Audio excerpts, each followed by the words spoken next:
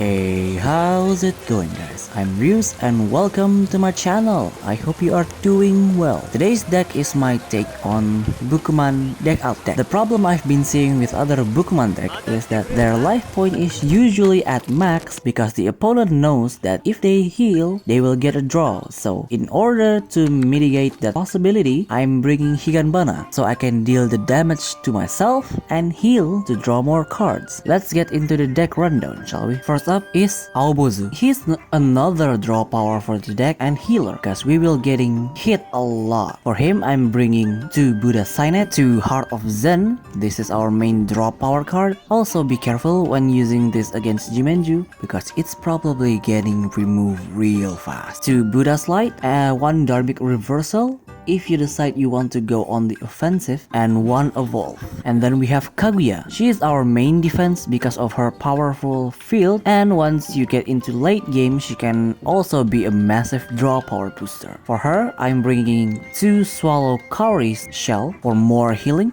2 Buddha Stone Bow to stall out the game long enough, 1 Dragon Jewel just to make your opponent's life more difficult, to evolve because you want to be able to stack fields as soon as possible, and lastly is 1 Taketori Monogatari. You could replace this with Horai Branch instead if you have that.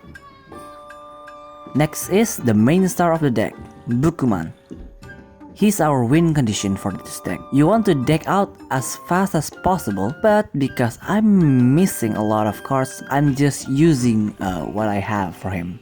For him, I'm bringing 2 Explorer of Worlds, not that so hard to say, 2 Wander to unclog our hand, to a new page for more draws, 1 Scroll of Everything, and 1 Evolve. This is a really powerful card. If you can meet its condition, that's why we have so many draw cards to support this win condition. And lastly is Higanbana. Her role is mainly to prevent us from having full health because we want to use Aobozu form to its fullest. She can also double as an emergency DPS and Shikigami removal. For her, I'm bringing 2 Crimson Flower. You mainly want to use this once you have Buddha Stone out, 2 Road of Firelight because we have quite a lot of level 1 cards in this deck. You can take advantage of the field to speed up your play, 1 Bloom Far Away. You only want to use this when you don't have a field or you want to kill the opponent's Shikigami as fast as possible. 2 Deadly Blooms can reach a really high number because we are going to deal a lot of damage to ourselves. And lastly, 1 Blood Fades. Well, that's all for the deck rundown. Moving on with the replays. Our first battle is against Yumekui variant of the field deck. Now this battle will prove how powerful this deck is even against the meta.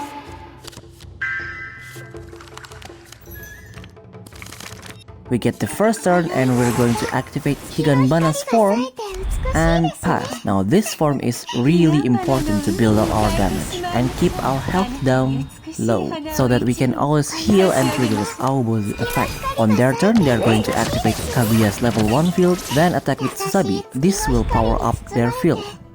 On our turn, we're going to attack with Bukkuman, then we're going to redraw our hand. We want to get rid of these level 2 spells because we want to build up our self damage before using that. And we pass. On their turn, they're going to activate Takeyasha Hime's combat card, killing our Bukkuman, then activates Susabi's piercing field and attack with Susabi. Now since he has that piercing field, it's better that we take the damage rather than killing our Shikigami.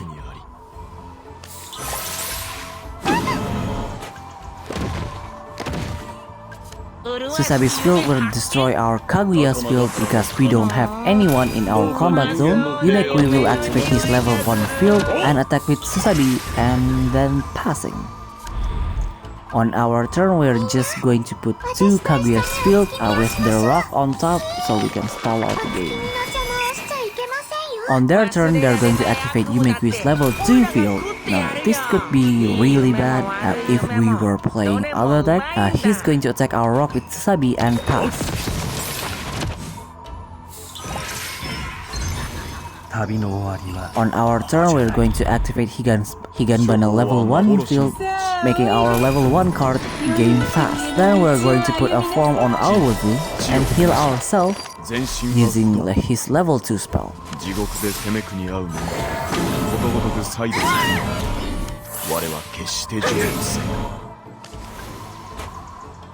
On their turn, they're going to activate 2 of Tsusabi's field and pass.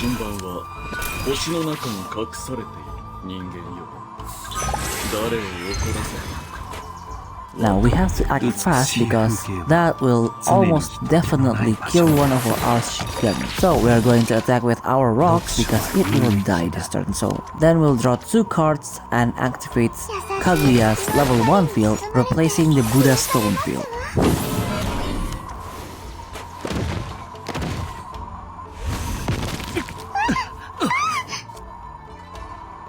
He will finally evolve his Tsusabi, making him gain haste when you activate a field spell.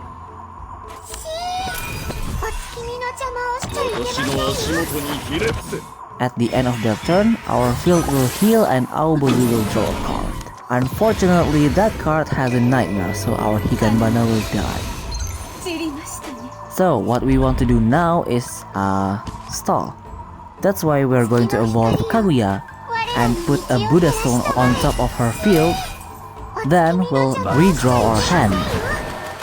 We're going to replace both Bukkuman's and Higanbana form. Now here's the interesting thing. If you draw a curse or a nightmare with this redraw effect, it will not trigger, so use it to your advantage. They only have 3 cards, so I doubt they'll be doing anything big. Yumekui will attach 3 more nightmares to our deck and pass.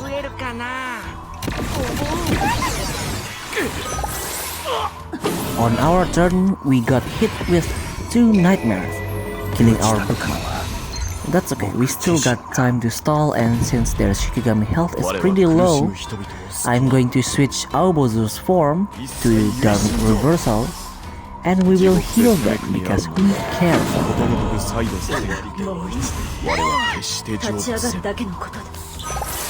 At the end of our turn, we managed to kill all of their Shikigami except Kaguya. They will not do anything and pass.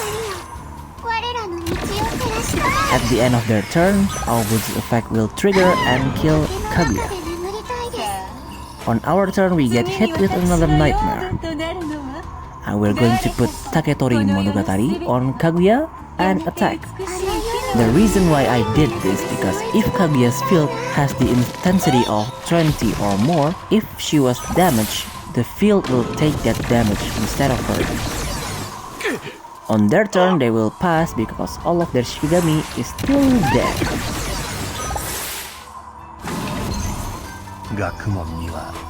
On our turn, Higanbana will die because we drew another nightmare.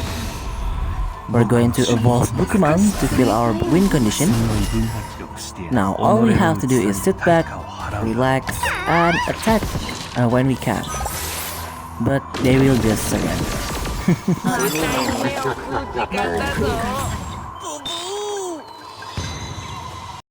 Our second battle is against Dodomeki Curse deck, but this time with Kyonshi Imoto, possibly for more defense, I guess.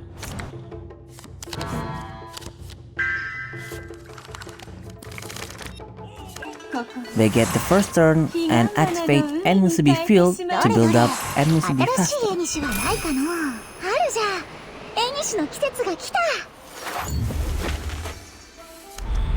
On our turn, we're going to put a form card on Aobozu and attack with Higanbana and pass. On their turn, they're going to summon Tomato and kill our Higanbana.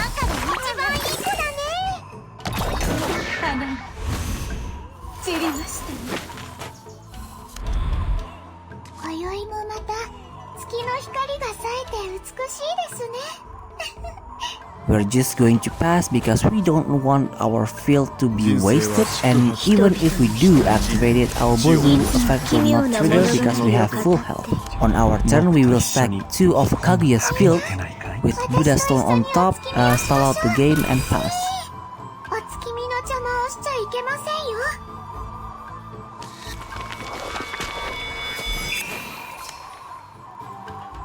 The opponent will put Enmusubi level 2 form and pass. On our turn, we're going to activate Higan's Bana Field, put a form on Bukkuman and pass.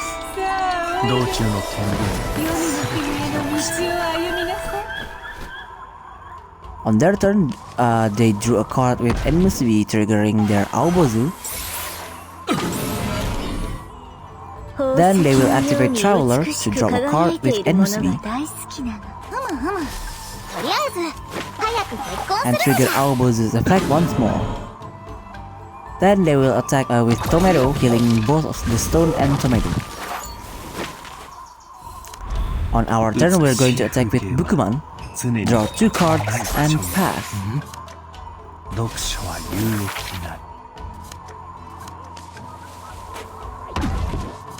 On their turn, they drew another card with Enmusubi, triggering Aobozu's effect. They will activate Dodomeki's spell to divide 2 cards and draw 1 card. Then they will summon a new tomato with Kyonshi Imoto's spell and pass. On our turn, we will heal both players by 4 points, triggering our Aobozu effect. And we will kill Tomato with Higanbana spell and pass.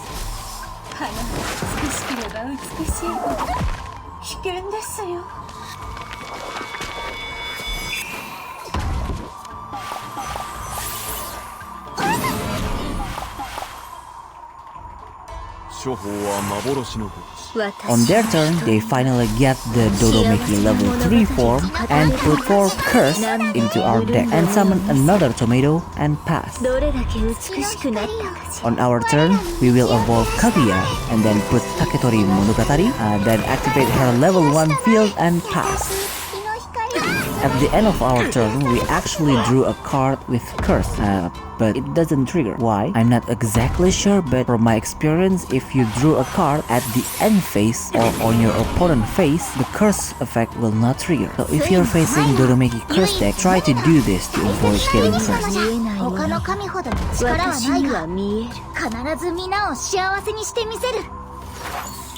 At the end of their turn, we drew another card with curse, but it doesn't trigger. So we're pretty safe now, unless they have another one of that form. On our turn, we're going to evolve Bukkuman, and we'll activate another Higanbana's field, and we're going to draw 2 cards. But this time, we actually hit 2 curse at the same time. What's going to happen is, well, we get cursed 2 times. So I decided to get rid of half of my hand and make my life to 8, because I know for sure they don't have the power to break our board. We're going to activate Dragon Duel and attack with our stone to kill it, so that at the end of the turn we get a fresh new one.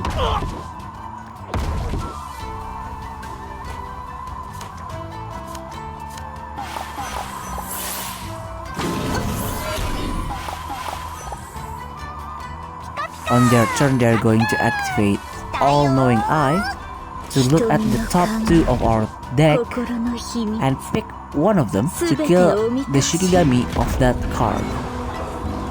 A good thing for this deck is that even if Bukkuman dies, its evolve effect will still resolve.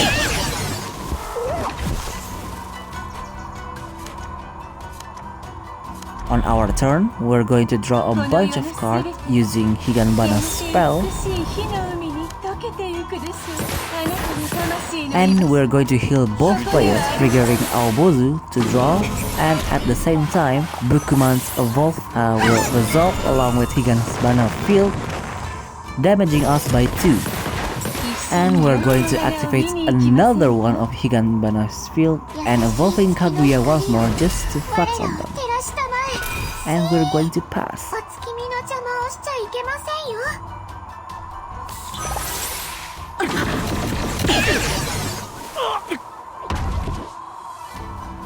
On their turn, we're going to be forced to draw because of Horai Branch effect, triggering Bukkuman's evolve ability 2 times and killing the opponent.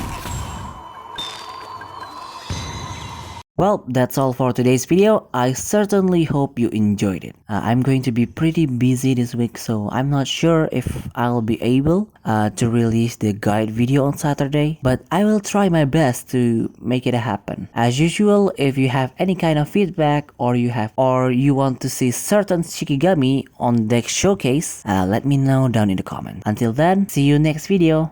Bye.